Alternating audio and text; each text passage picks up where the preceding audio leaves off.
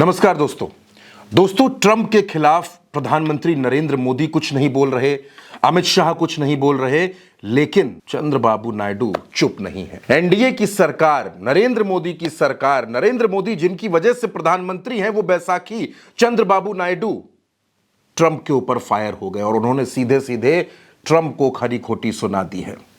यह पहला मौका नहीं है दोस्तों जब पिछले 2 से 3 महीनों में चंद्रबाबू नायडू ने कुछ ऐसा किया है जो नरेंद्र मोदी के फैसलों से और उनकी लाइन से अलग है। बल्कि ऐसा हुआ है, पिछले 3 महीनों में कई दफा हुआ है, लेकिन इस बार तो चंद्रबाबू नायडू ने बिल्कुल पार्टी लाइन जो है भारतीय जनता पार्टी की, एनडीए की, नरेंद्र मोदी की, उससे अलग अपनी और अपनी पार्टी की लाइन ले ली है। अब लोगों के जहन में सवाल यह भी है कि क्या बिहार चुनाव के बाद जब बिहार के नतीजे आ जाएंगे तो चंद्रबाबू नायडू कोई बड़ा फैसला ले सकते हैं। लेकिन उससे पहले मैं आपको यह बता देता हूं कि चंद्रबाबू नायडू ने कहा क्या है और कहां कहा है।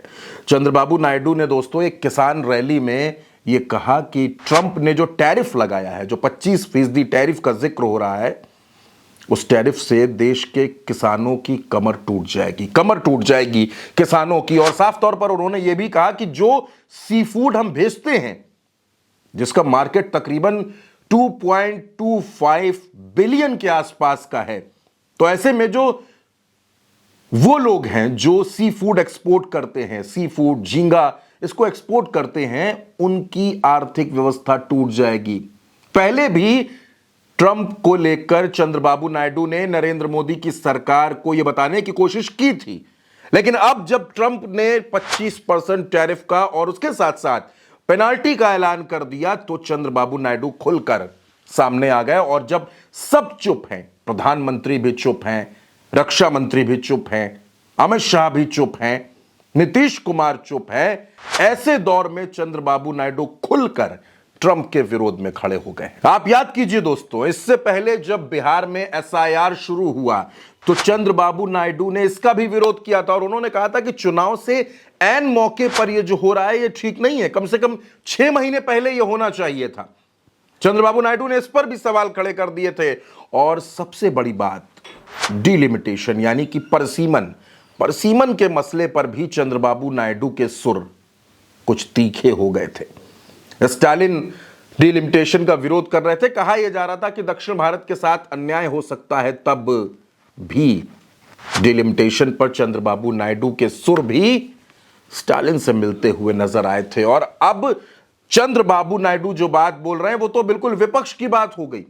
चंद्रबाबू नायडू ने विपक्ष के हाथों में एक बड़ा मुद्दा दे दिया है कि जो सी फूड है, जो झींगा है, जो किसान है, वो बर्बाद हो जाएंगे, उनके परिवार बर्बाद हो जाएंगे अगर ट्रंप इसी तरीके से मनमानी करते रहे। ये बात अगर विपक्ष का कोई नेता कहता तो भारतीय जनता पार्टी को इससे कोई फर्क नहीं पड़ता।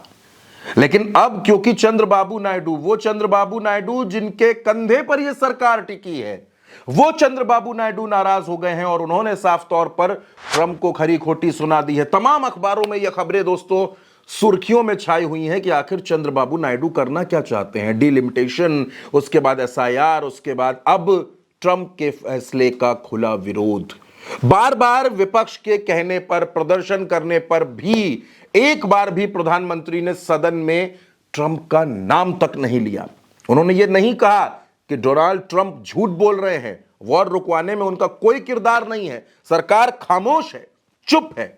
लेकिन चंद्रबाबू नायडू चुप नहीं है। चंद्रबाबू नायडू ने एक सवाल खड़ा कर दिया है कि अगर ट्रंप ऐसा टैरिफ लगाएंगे तो हमारे किसानों का, हमारे अन्नदाताओं का क्या होगा? अन्नदाताओं की तो कमर टूट जाएगी। अब दोस्तों लोग ऐसी भी चर्चा कर रहे हैं कि चंद्रबाबू नायडू नवंबर में कुछ बड़ा करेंगे, क्योंकि बिहार का चुनाव तब हो जाएगा और उसके बाद चंद्रबाबू नायडू कोई बड़ा फैसला भी ले सकते हैं। लेकिन जब वो फैसला लेंगे तब लेंगे। अभी तो चंद्रबाबू नायडू के तेवर ये बता रहे हैं कि उनकी लाइन बिल्कुल अलग है।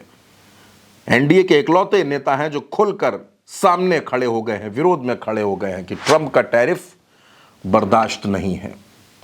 अब चंद्रबाबू नायडू का अगला कदम क्या होगा? क्योंकि मैंने आपको बताया कि पिछले कुछ महीनों में वो लगातार सरकार की लाइन से, सरकार के फैसलों से अलग नजर आ रहे हैं। तो अब हर किसी की नजर है चंद्रबाबू नायडू पर कि क्या चंद्रबाबू नायडू झटका दे सकते हैं।